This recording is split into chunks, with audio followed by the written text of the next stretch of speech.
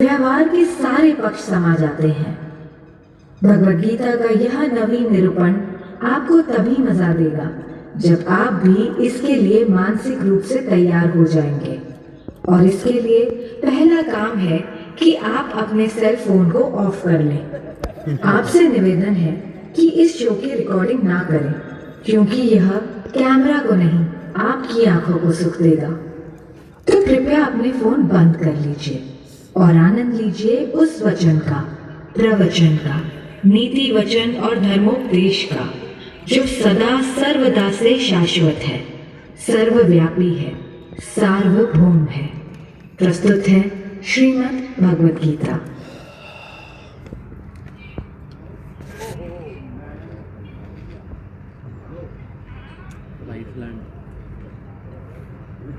Miller है क्या? श्री कृष्ण भगवान की जय।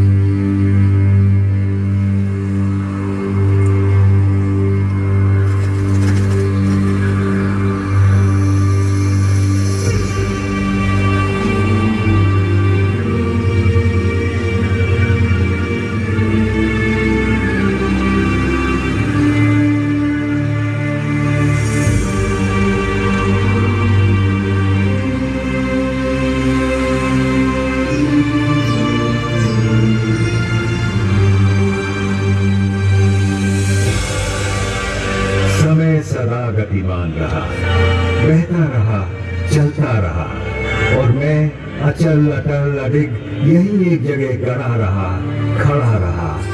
पर फिर भी हम साथ थे, क्योंकि समय के अनादि अनंत अखंड अछेद अभेद अनवरत प्रवाह को मैंने अपने इसी स्थान से ठौर से सतत सनातन निरंतर देखा है। इसी स्थान से मैंने थानेश्वर महादेव या स्थानेश्वर को इस धर्म क्षेत्र में आते देखा है। इसी स्थान से मैंने सारी सृष्टि के रचयिता प्रजापति ब्रह्मा को विष्णु जी की नाभि से स्वयं सर्जित होते देखा है। इस जगह से मैंने सरित सरस्वती की धर्म धारा को कलकल बहते निहारा है, और इसी ठोर से मैंने त्रिशतवती नदी को प्रवाहित होते देखा है। यही गड़े खड़े मैं साक्षी रहा हूँ ब्रह्मा जी के ब्रह्म सरोवर बनाने और उसमें नहाने का। यहीं से मैंने सन्निध सरोवर में 7 सरस्वतियों को समाहित होते अवलोकित किया है। और इस ज्योतिसर से तो मेरा जन्म का नाता है। इस सरोवर के किनारे जन्म लेकर, इसके जल से सिंचित होकर इसी स्थल पर इतिहास को बनते बिगड़ते बदलते देखा है। आपके सम्मुख विद्यमान इस वट वृक्ष ने। इस पुरातन पवित्र पावन ब्रह्मावर्त में मैंने वेदों को अवतरित होते और पुराणों को विरचित होते देखा है। फिर अष्टांग धर्म स्थापित करने वाले सत्यनिष्ठ दानी दयालु प्रतापी राजा कुरु के समय मैंने इस धर्म क्षेत्र को कुरुक्षेत्र कहलाते भी देखा है। भरत कुल और कुरु वंश के वंशज राजा कुरु का समय ऋग्वेद का काल कहलाता था, जब आर्यों के इसी उत्तरवेदी ब्रह्मवेदी आर्याना में अपौरुषेय वेदों का अवतरण हुआ। इस पवित्र भूमि ब्रह्मावर्त में मैंने सहस्त्राधिक हवन कुंडों की यज्ञाग्नि में मंत्रोच्चार के साथ होत्र की समिधा पढ़ते और पूरी धरती को सुगंधित धूम्र से सुवासित होते भी देखा है। फिर कुरुराज के प्रपौत्रों कौरवों और पांडवों के समय मैंने इसी कुरुक्षेत्र को युद्ध क्षेत्र में बदलते देखा है। केवल 5 पद तो मांगे थे पांडु पुत्रों ने, पानीपत, सोनीपत, बागपत, तिलपत और इंद्रपत। और जब 5 गांव देने से भी मना कर दिया धृतराष्ट्र के पुत्रों ने, तो युद्ध अवश्यंभावी हो गया था। एक ऐसा युद्ध जिसने एक वंश, एक नगर, एक राज्य, एक राजधानी, एक देश, एक संस्कृति, एक युग नहीं, पूरे भारतवर्ष को महाभारत नाम की रक्त रंजित मृत्यु और महानाश के मुख में धकेल दिया था।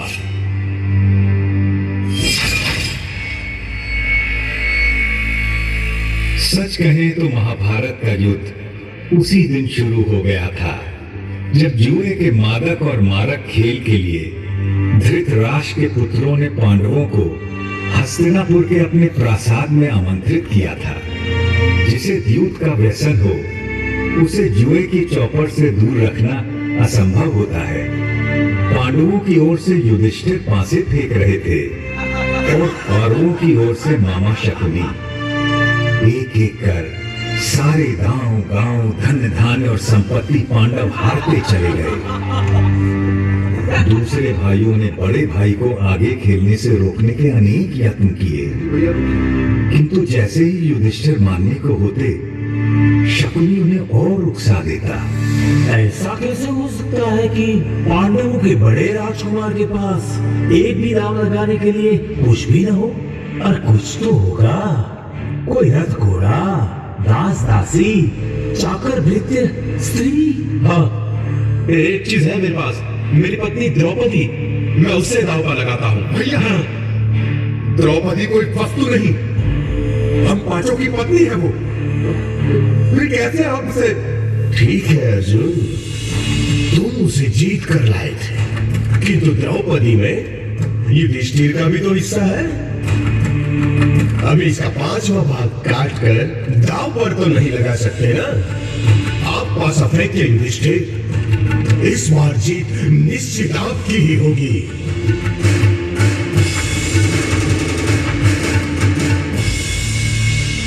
भैया, नहीं।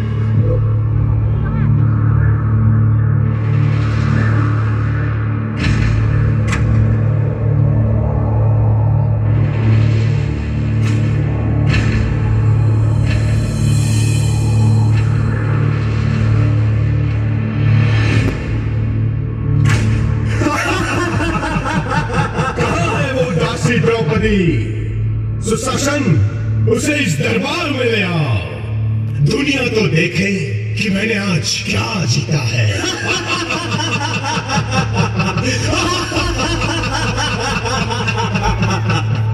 पूरे राजमहल में सन्नाटा पसरा था और उस नीरव मौन में केवल सुयोधन का अट्टहास गूंज रहा था। इधर सुशासन द्रौपदी को उसके केशों से घसीटता हुआ दरबार के बीचों बीच ले आया था।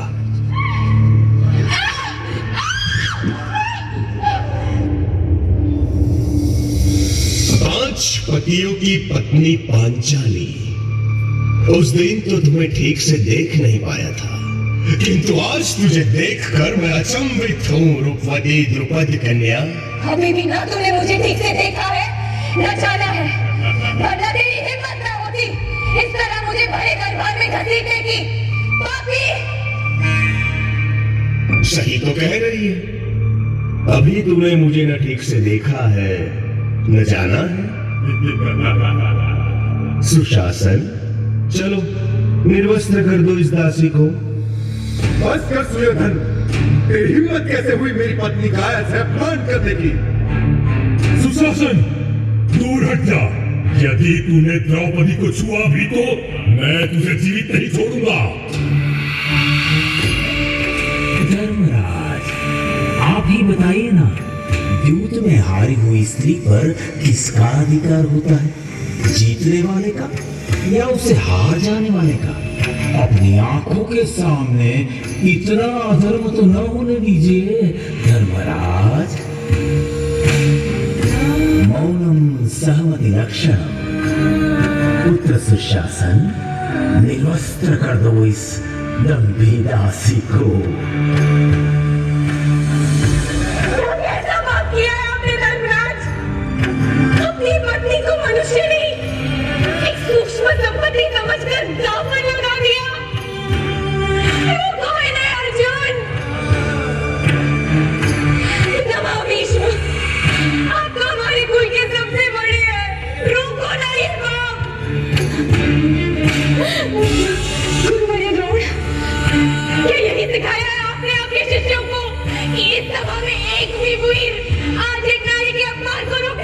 ही नहीं आ रहा। पिता धृतराष्ट्र, देखिए ये क्या हो रहा है आपके सामने। अंधे हैं, वो कैसे देखेंगे? अगली देखेंगे तो हम आज तुझे। रुको इसे सुयोधन, वरना आज के बाद आने वाली पीढ़ियां तुझे सुयोधन नहीं दुर्योधन के नाम से जानेगी।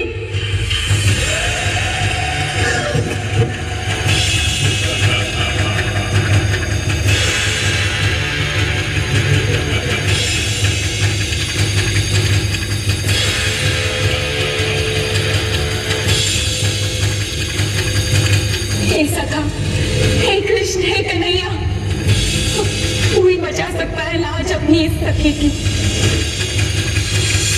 शंख चक्र गदा पाणि मालिका निलयाच्युता गोविंद पुंडरीकाक्ष रक्ष मां शरणागतम् कृष्ण द्वारिका वासिं वासी यादव नंदन इमाम अवस्थां सम्प्राप्तम् अनाथां किमुपेक्षसे।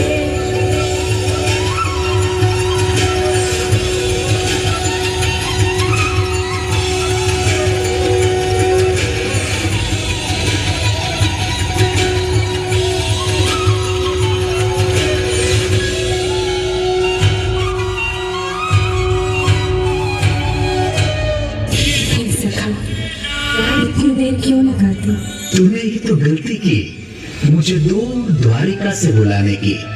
यदि तू कहती मेरे मन बसिया कृष्ण, तो मैं तो तेरे पास ही था, तेरे साथ ही था, तुझ में ही था सखी।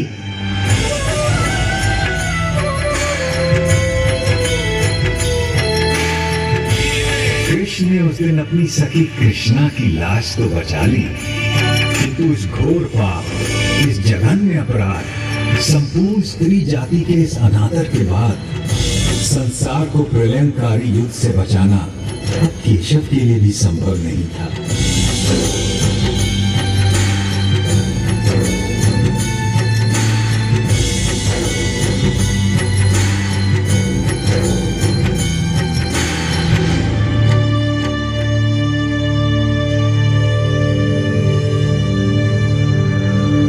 कुरुक्षेत्र को युद्ध क्षेत्र बनाने की तैयारी में तमाम जंगल जलाए जाने लगे, पेड़ काटे जाने लगे। सौभाग्य से पता नहीं कैसे मैं उस दिन बच गया, या दुर्भाग्य से, क्योंकि अगले 18 दिनों में जो नरसंहार, जो रक्तपात, जो छल बल, जो नृशंस हत्याएं, जो मूल्यों का हनन, जो मानवता का पशुवत चेहरा मैंने देखा, उससे अच्छा था कि मुझे भी काट डाला गया होता या जला दिया गया होता।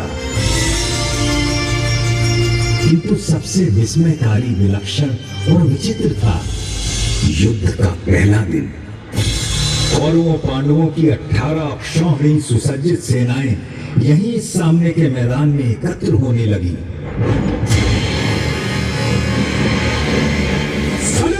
धड़क धड़क पर्चों की चमक चमक, बाणों की किरणों में हालों की धमक धमक धमक।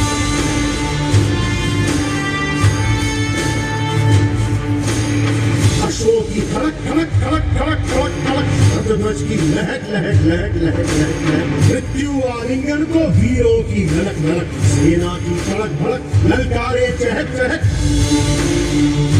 हो गर्व से जो गीत दिखे झलक झलक झलक झलक, गज सेना धमक धमक धमक धमक धमक,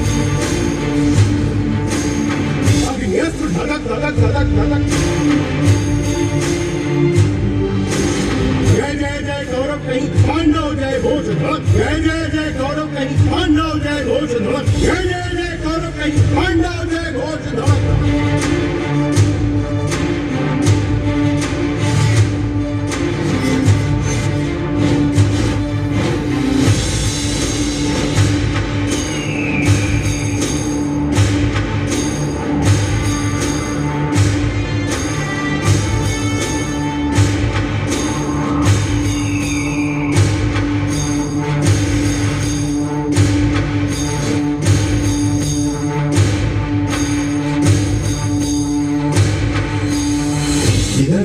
कुरुक्षेत्र में युद्धोन्मुख सेनाएं एकत्र हो चुकी थी और उधर दूर हस्तिनापुर के राजप्रासाद में बैठे अंधे राजा धृतराष्ट्र सब कुछ देखने को व्याकुल थे।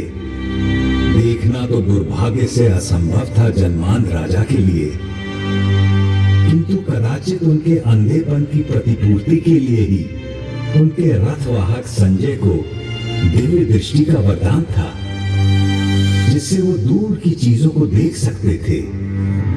व्यथित धृतराष्ट्र ने संजय से पूछा, धर्मक्षेत्र कुरुक्षेत्र में जब मेरे और पांडु के बेटे युद्ध के लिए एकत्र हो गए हैं, तो संजय उन्होंने क्या किया है?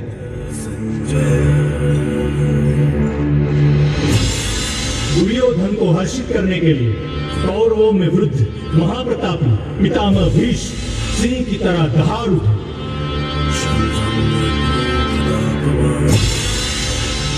और उन्होंने युद्ध का शंख फूंक दिया है। उनके इंगित पर अनेक शंख, रणभेरियां, ढोल, मृदंग और रणसिंगे एकाएक बज उठे हैं। दूसरी ओर श्वेत अश्व वाले बड़े रथ में आरूढ़ धनुर्धर अर्जुन और उनके साथ ही माधव कृष्ण बैठे। उन दोनों ने भी अपने अपने दिव्य शंख पांचजन्य और देवदत्त बजा दिए। उधर भीम ने अपना पौंड्र शंख बजाया तो युधिष्ठिर ने अनंत विजय में फूंक मार दी। पांडवों की ओर से और भी अनगिनत शंख बज उठे हैं स्वामी, और उनके विस्फोटक कोलाहल आकाश धरती कंपित हो उठे, और आपके पुत्रों के साथियों और समर्थकों के हृदय भी कांप गए हैं महाराज। जब पांडु पुत्र अर्जुन ने देखा कि अस्त्र शस्त्र चलने ही वाले हैं, तो उसने भी अपना धनुष गांडीव उठा लिया। किंतु तभी एक विचित्र बात हुई। अर्जुन ने अपने सारथी ऋषिकेश कृष्ण से कहा कि वो उनके रथ को दोनों सेनाओं के बीचों बीच ले जाए, ताकि वो देख सकें तुम्हें किस किस से लड़ना है, किन्हें मारना है, किन पर विजय प्राप्त करनी है, और अच्युत उनका रथ लेकर आगे बढ़ चले हैं।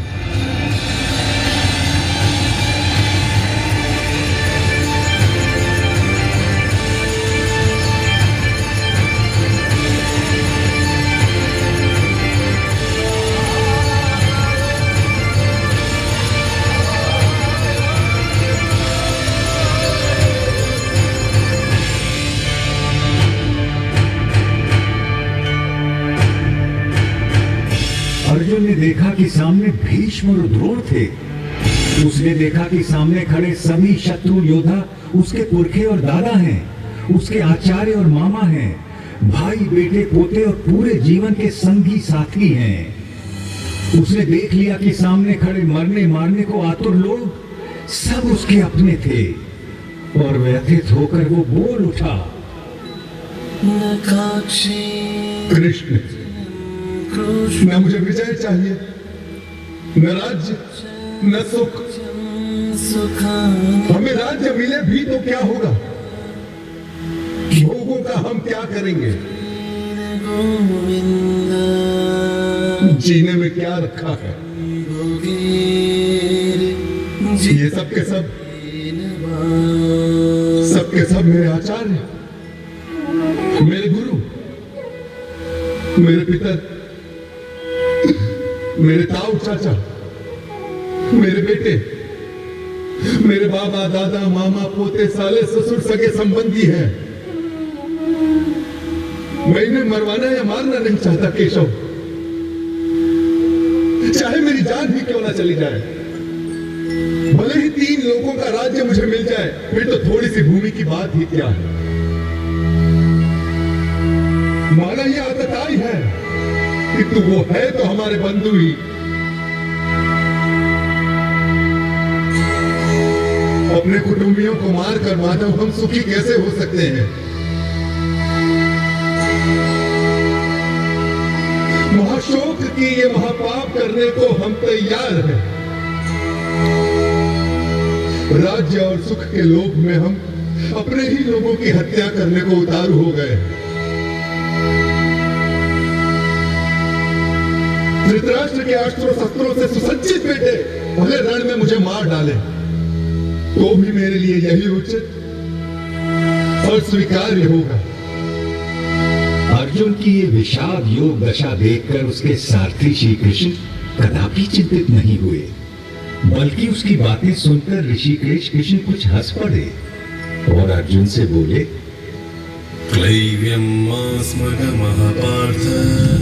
कायर मत बन पार्थ, यह तुझे शोभा नहीं देता।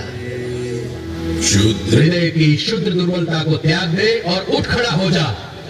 तू तो परंतप है, तेरा काम है शत्रुओं को हराना, बैरियों को मारना। इस देह में आकर हमारी आत्मा बचपन, जवानी, बुढ़ापा इन सभी अवस्थाओं को प्राप्त करती है और फिर एक देह से निकलकर दूसरे देह में चली जाती है। इस देह परिवर्तन को देखकर कोई भी दीर्घ बुद्धि व्यक्ति कभी भ्रमित नहीं होता है अर्जुन। जैसे पुराने कपड़ों को उतारकर मनुष्य नए कपड़े पहन लेता है, उसी प्रकार आत्मा भी पुराने शरीर को त्याग कर नया शरीर धारण करती है। इस आत्मा को ना तो शस्त्र काट सकता है और ना आग इसे जला सकती है, ना इसे पानी भिगा सकता है और ना ही हवा उसे सुखा सकती है। यूं सांख्य योग की बारीकियों को आगे समझाते हुए कृष्ण बोले, गुरुनंदन, इस योग में व्यवसायिक बुद्धि और कर्म निर्धारक बुद्धि दोनों एक ही है। लेकिन जो अव्यवसायी है, अकामी है, अकर्मण्य है, उसकी बुद्धि तो अनंत शाखाओं में बंटकर भटक जाती है अर्जुन। और फिर देवकी नंदन श्री कृष्ण ने वो शब्द कहे जो आज तक हर भारतीय के मन मस्तिष्क में गुंजायमान रहते हैं। तेरा अधिकार केवल कर्म पर है, फल पर कभी नहीं। तू कर्म करते समय फल की इच्छा कभी मत कर और कर्म से कभी मुंह भी मत मोड़। काश कि मनुष्य ये बात हम पेड़ों से समझ लेते, जो सारे संसार को, मनुष्यों, पशु पक्षियों को निरंतर फल देते हैं, किंतु स्वयं उस फल के भोग के बारे में कभी नहीं सोचते। वरना तो सारे जंगल, सारे पेड़ पौधे, सारी वनस्पति कब की नष्ट हो जाती और उसके साथ संसार में संपूर्ण जीवन भी।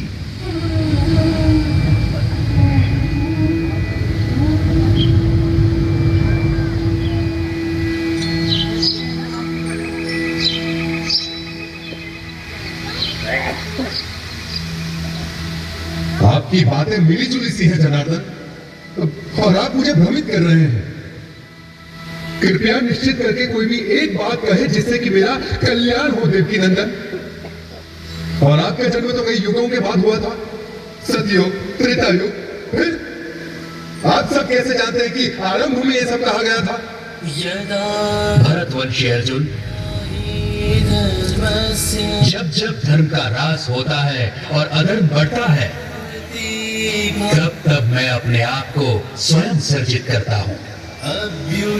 भले लोगों की रक्षा के लिए, बुरों के नाश के लिए और धर्म की स्थापना के लिए मैं बार बार अवतार लेता हूँ, हर कल्प में होता हूँ।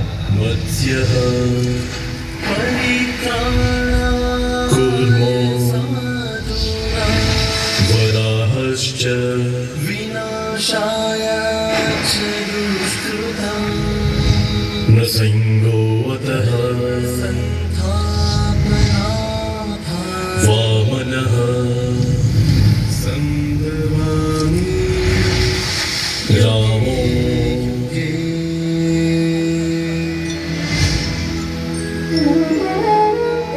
रामश्च चतुर्दशः।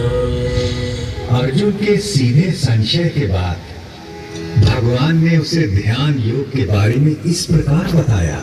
श्रद्धावान, खोजी और इंद्रियों को जीत चुके व्यक्ति को ही ज्ञान प्राप्त होता है और ज्ञान प्राप्त होने के बाद उसे शीघ्र ही परम शांति मिल जाती है। हे कृष्ण, आपने कर्मों से संन्यास की और फिर कर्मों के योग की भी प्रशंसा की। इनमें से सचमुच कौन सा हितकारी है कृपया निश्चित करके मुझे समझाइए। अर्जुन, अपना उद्धार अपने आप ही किया जा सकता है, स्वयं को कभी गिराना नहीं चाहिए। हम अपने मित्र भी स्वयं ही हैं और स्वयं ही अपने सबसे बड़े शत्रु भी। जो बहुत खाता है ना तो योग उसे मिलता है और ना ही उसे जो बिल्कुल नहीं खाता। ना ही बहुत सोने वाले को मिलता है और ना ही बहुत जागने वाले को। जो यथा योग्य खाता है, जो यथा योग्य पैदल चलकर विहार करने आता है, कर्म में यथा योग्य प्रयास करता है, जितना सोना चाहिए उतना सोता है, जितना जागना चाहिए उतना जागता है। ऐसे योगी का योग ही दुखों का नाश करता है। यही तो विलक्षणता थी श्री भगवान के उद्गारों की, जिसमें जीवन के प्रत्येक पहलू की बात समाहित थी। परंतु अर्जुन ने फिर एक प्रश्न किया। कृष्ण मन चंचल तो होता ही है, वो शक्तिशाली और कठोर आज्ञाकारी भी है। उसे बस में रखना तो हवा को रोक कर रखने जैसा कठिन लगता है मुझे। निसंदेह महाबाहु, निसंदेह मन बहुत चंचल है और उसे बस में करना बहुत कठिन। किंतु कौन्ते, अभ्यास और वैराग्य से इस चंचल मन को भी वश में किया जा सकता है। इस तरह श्री कृष्ण ने अर्जुन को आश्वस्त किया।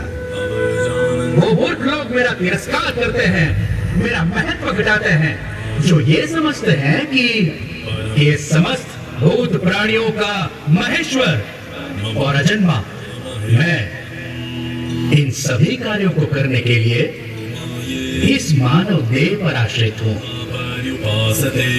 वो मेरे परम भाव, मेरे परमात्मा तत्व को न जानते हैं न पहचानते हैं। किंतु मैं फल जल जो कोई भी मुझे भक्ति भाव से अर्पित करता है, मैं ऐसे भक्त का हर उपहार बिना किसी भेदभाव के स्वीकार करता हूँ। ये सब जो आपने मुझे बताया है केशव, उसे मैं 100% सच मानता हूँ। आपका रहस्य ना तो देवता जानते हैं और ना ही दानव।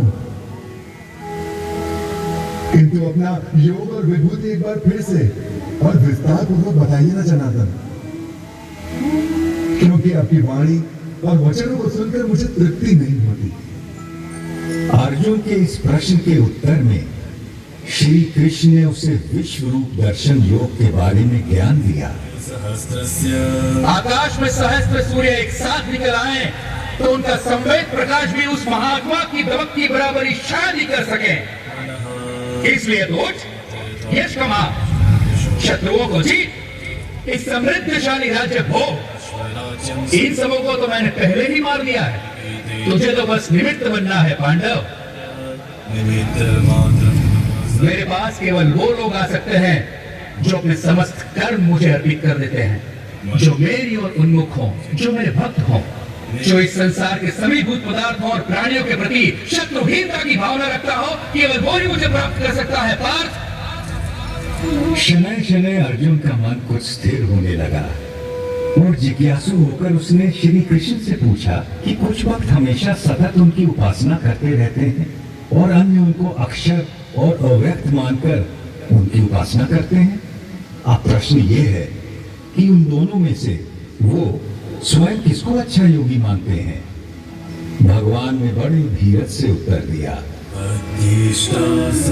मेरा वो भक्त मुझे प्रिय है जो द्वेष नहीं करता, जो समस्त भूत पदार्थों और प्राणियों का मित्र है, जो सब पर करुणा करता है, जो निर्मम है, निर्मोही है, निरंकार है, जिसमें मैं नहीं, जो अपने को कर्मों का कर्ता नहीं मानता, जो सुख और दुख दोनों को एक समान समझता है, जो क्षमा से भरा हुआ है। मेरा वो भक्त मुझे प्रिय है जो संतोषी है, सदा योगी है, आत्मा को जीतने वाला है, इरादों का पक्का है और मन बुद्धि सब मुझ पर अर्पित करता है। जनार्दन, बहुत से लोग जो शास्त्र में बताए गए तरीके से हटकर पूजा यज्ञादि करते हैं, उनकी आस्था कैसी है?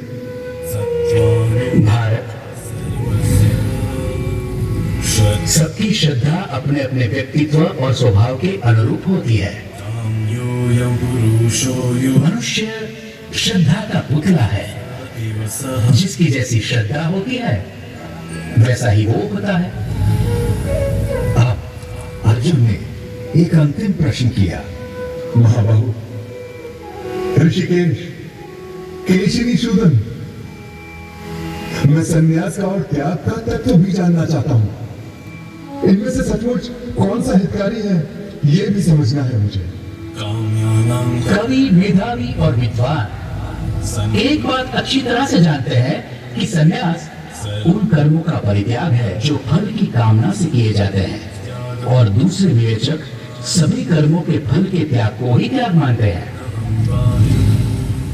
सात्विक कर्ता वो है जिसमें आसक्ति नहीं होती, जो अहमवादी नहीं होता, जो धैर्य और उत्साह से भरा होता है, जो काम के पूरा होने न होने में सिद्धि असिद्धि में भी निर्विकार रहता है। इसलिए हे पार्थ, तू सभी धर्मों का त्याग करके मेरी शरण में आ, मैं तुझे सब पापों से मुक्त कर दूंगा। तू शोक मत कर। पांडव श्रेष्ठ महाबाहु अर्जुन। अच्युत, आपकी कृपा से मेरा भ्रम नष्ट हो गया है, स्मृति वापस लौट आई है, संदेह दूर हो गए हैं, और अब मैं दृढ़ हूं कि अब से आपका कहा करूंगा। अर्जुन के मन से विषाद, करुणा, ग्लानि, शंका और निराशा छूमंतर हो गए, और अर्जुन ने अपना गांडीव उठा लिया और प्रत्यंचा तान दी। अब महाभारत होने को कोई नहीं रोक सकता था।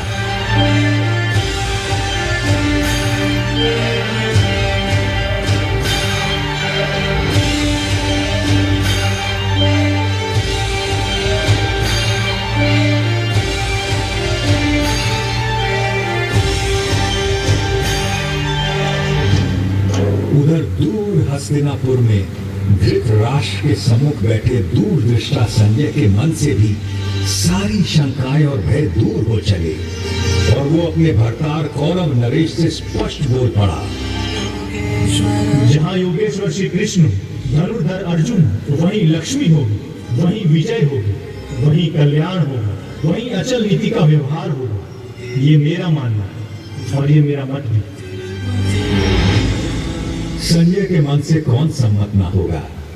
केशव और अर्जुन का वो संवाद याद कर सहस्त्राब्दियों बाद भी मैं अभी भी बार बार रोमांचित हो उठता हूँ, किंतु और भी रोमांचित हो उठता हूँ मैं हरि का वो अद्भुत रूप याद करके, जो उन्होंने विश्व रूप दर्शन योग की बात करते समय अर्जुन को दिखाया था।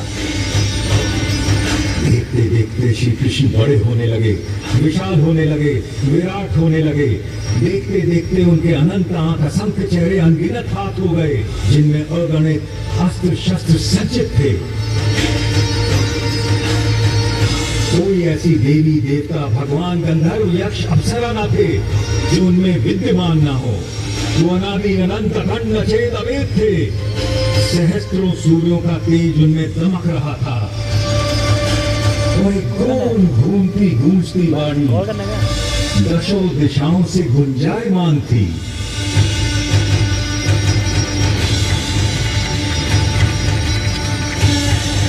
मैं अक्षर हूँ, अनिर्देश्य हूँ, अव्यक्त हूँ, सर्वज्ञ हूँ, चिंतन से परे कूटस्थ हूँ, अचर हूँ, ध्रुव हूँ। मैं ही भूतों के भीतर स्थित आत्मा, उनका निजित्व, उनका अपनापन हूँ। आदित्यों में मैं विष्णु, प्रकाश पुंजों में सूर्य, मारुतों में मारीची, नक्षत्रों में चंद्र, वेदों में सामवेद, देवताओं में इंद्र, इंद्रियों में मन, प्राणियों में चेतना, रुद्रों में शंकर, यक्षों में कुबेर, वसुओं में अग्नि, पर्वतों में मेरु, पुरोहितों में बृहस्पति, सेनापतियों में स्कंद, जलाशयों में समुद्र, महर्षियों में भृगु, वाणी में ओम, यज्ञों में जप, अचल पदार्थों में हिमालय, पेड़ों में अश्वत्थ, देवर्षियों में नारद, गंधर्वों में चित्ररथ, मुनियों में कपिल, अश्वों में उच्चैठ सवा, गजों में ऐरावत, मनुष्यों में राजा, हथियारों में वज्र, गौओं में कामधेनु, जन्मदाताओं में कामदेव, नागों में वासुकी, पशुओं में सिंह, पक्षियों में गरुड़, मछलियों में मगरमच्छ, पर्वतकर्ताओं में पवन, ऋचाओं में बृहत्साम, छंदों में गायत्री, अंत, नदियों में गंगा, शस्त्रज्ञों में राम, विद्याओं में आध्यात्म, सृष्टियों का आरंभ अंत